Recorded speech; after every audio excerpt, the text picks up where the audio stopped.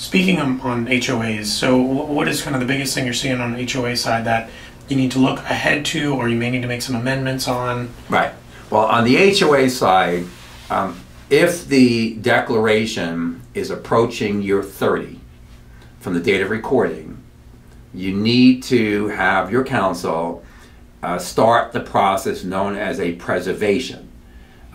That is not a problem for condominiums. I'm going to tell you shortly why, but in HOAs, it's always an issue.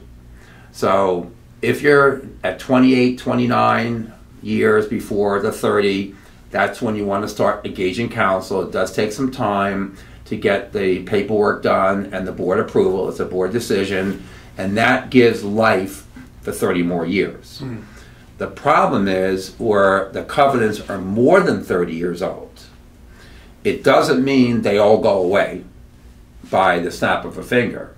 It's a lot by lot analysis. One lot at a time will come out from under the restrictive covenants, which means if a lot fell out, there's no obligation to pay assessments. You can't be liened. You can't be sued, at least not rightfully.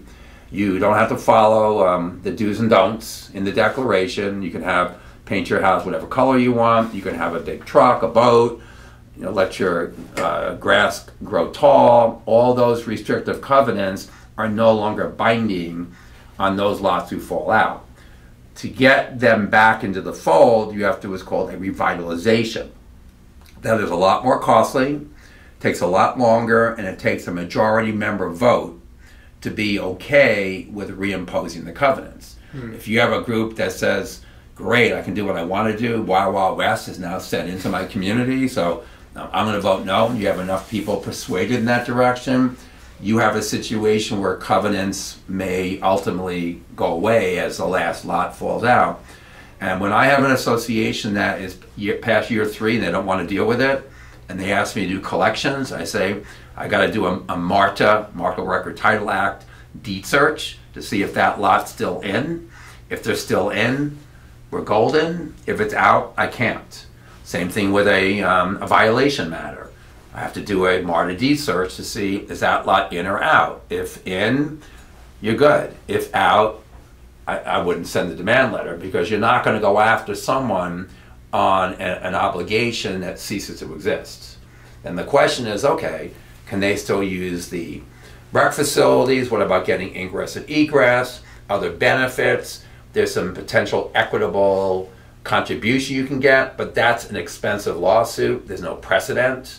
So who knows where equity may go with expired covenants. So if you have covenants that are more than 30 years old, you got to deal with a revitalization, but why wait at that point? When I get a new association as an HOA, I diary the 30-year mark, and a year ahead, I send a reminder, it's time to start working on this.